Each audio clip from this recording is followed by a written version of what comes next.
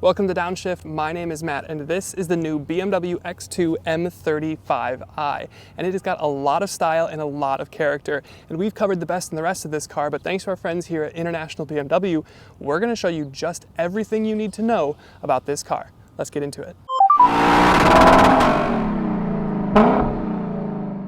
But what's the big deal for 2024? Well, as you can see, we have an entirely new generation of car. That means you get new looks, new motor, new performance, and a new interior with new technology. And it's gonna be some pretty cool stuff, so let's get into it. But before we do that, we should cover what's going on under the skin. Now this, like its X1 sibling, rides on a mini chassis, which means it is front-wheel drive based, but like the X1, it also gets xDrive all-wheel drive as standard.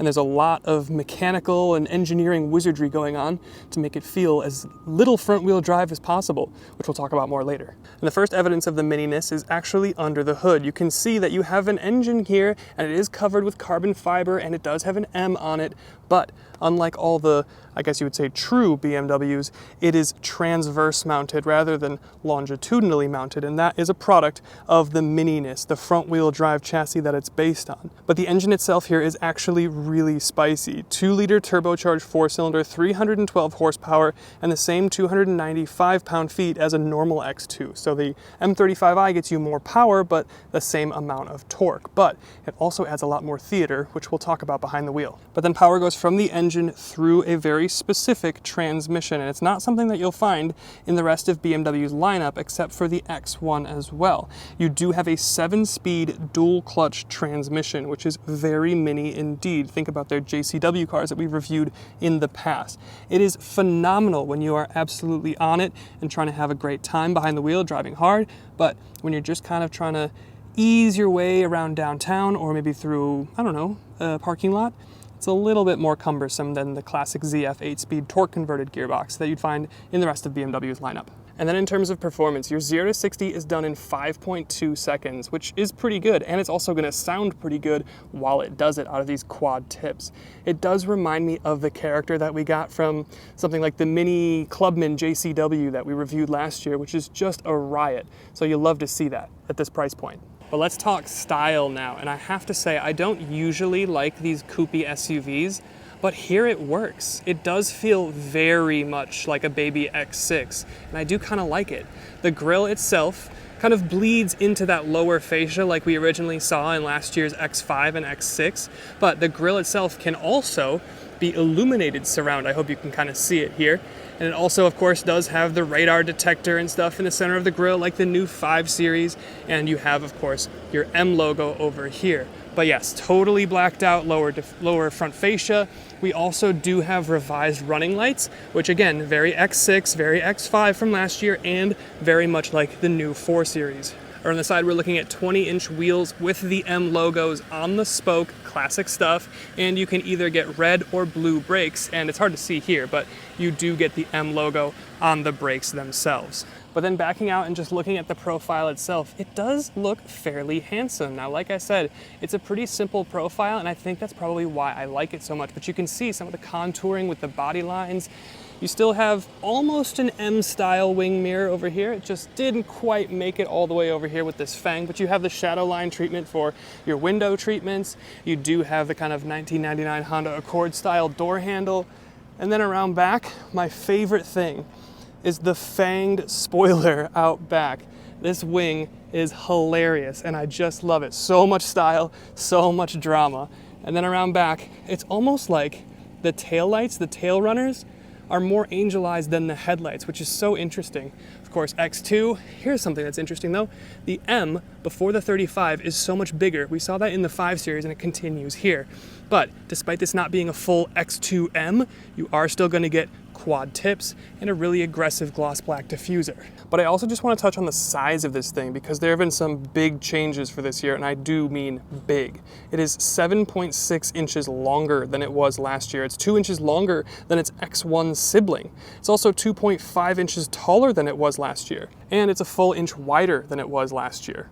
But all that size does have an effect on your cargo capacity, so we'll talk trunk. But first of all, I want to talk about how you open it. Now, usually there'd be a button down here. I can't remember another time that I've reviewed a BMW where the roundel functions as the trunk release. That's kind of cool. I've seen a bunch of Mercedes have that, even some VWs have that.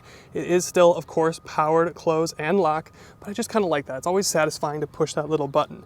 But anyway, all that extra size and length and width does translate into a 25.3 cubic foot space, which is actually pretty big. It's about the same size that you would get in the trunk of the X1, which is supposed to be, you know, the more practical, non-slopey roofed competitor to sister to this.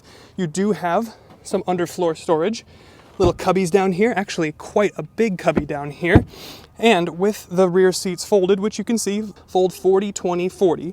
With all that down, you're looking at about 51 cubic feet of space. Now the X1, the sibling, does do about 57 with the rear seats down, but that's of course due to the roof. So this is still really pretty practical. I'm actually very impressed with the cargo area and practicality of this. You've of course got some grocery bag hangers here, and of course my favorite netted bin, in addition to your underfloor storage. So trunk, quite good.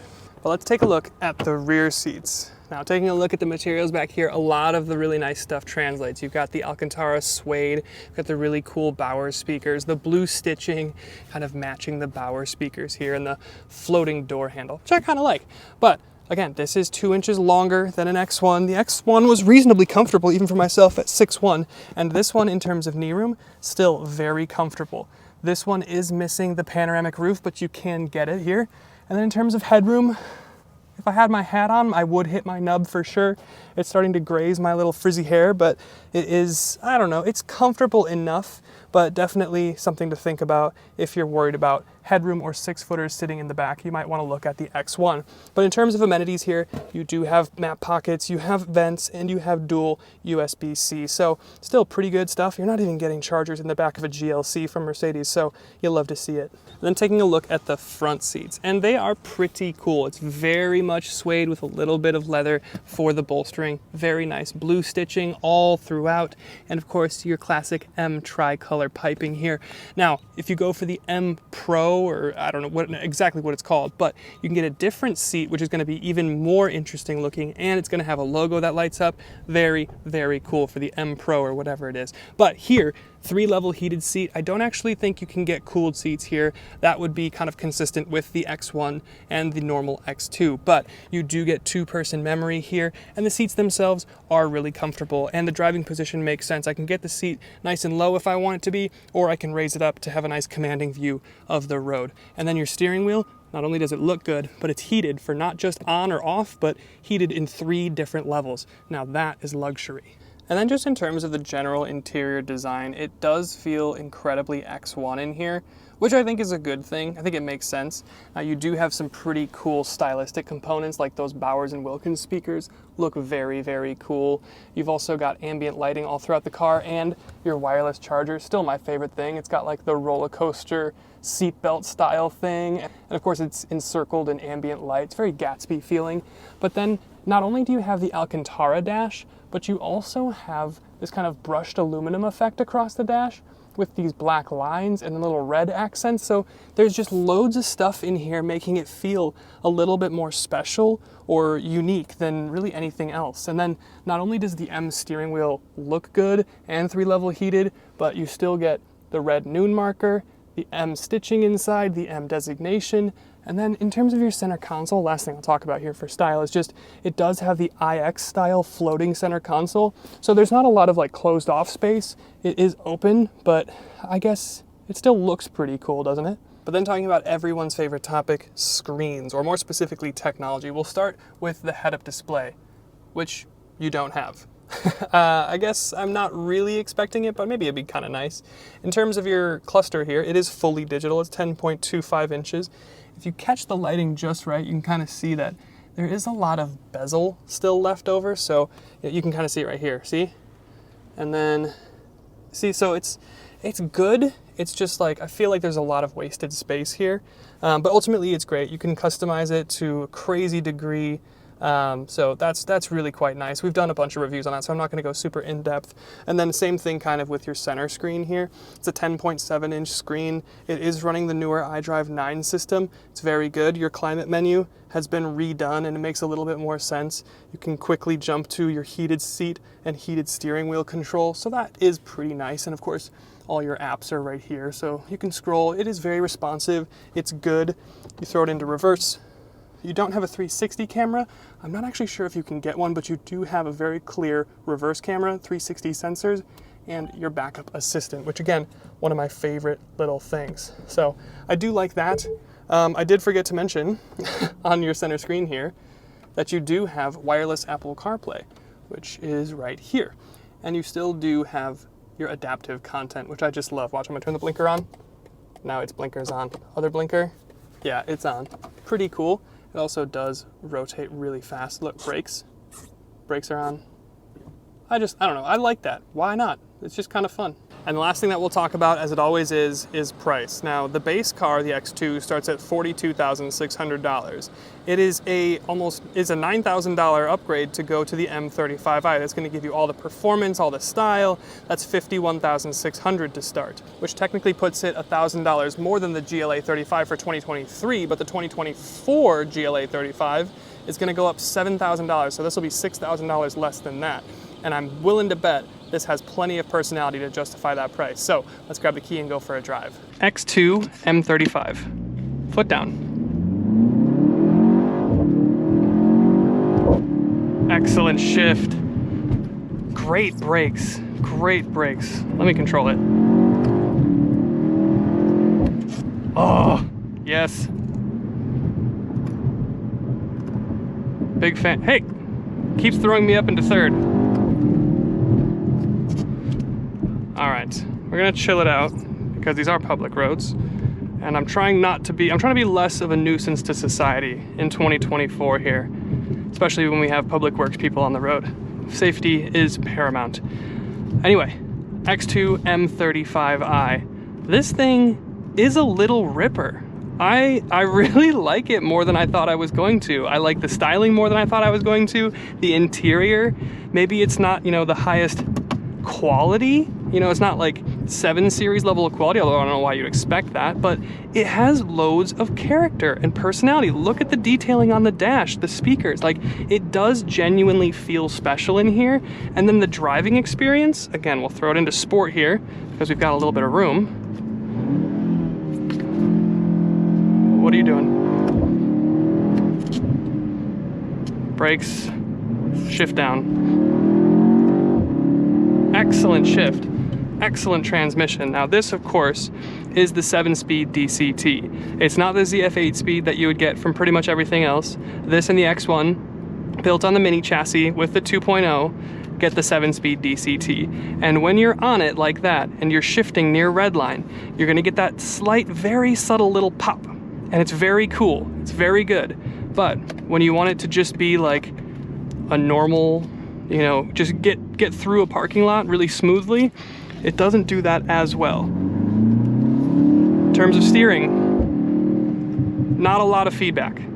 Not a lot of feel from the steering. It does load up at higher speeds, it does load up a little bit through a corner, but not a lot of information coming through here. Kind of par for the course with, you know, modern BMWs, but ultimately it's fine. What I'm impressed with is the sophistication of the suspension and the ride. Even in sport here, on these terrible West Dallas roads, I'm like pretty comfortable, like significantly more comfortable than in my own M340, which is, you know, the longer wheelbase, you know, more true BMW chassis, everything, Clar, blah, blah, blah. And this is, it feels more refined, it feels more sophisticated, there's a little bit more travel. Now this does have the adaptive suspension, where mine doesn't. So I think that is a big help, but even in sport, in its most aggressive setting, it is more refined, it is more civil, it's more, you know, on the road. It's a good thing. Where it does kind of fall down a little bit then is when you are driving it pretty hard. If I were to take this thing to a track, I think some of the front wheel drive mini chassis stuff would start to expose itself. When you're at 9/10, 10/10, you'll get a little front end understeer, a little push. Some of that stuff might start to show its head, but on the road, I think it makes sense. What I'm trying to say is I think it makes sense that they didn't call this an X2M. They call it an X2 M35i, because I think that definitely fits the personality of the car. Turning radius is incredible. Let's just have it again. Oh.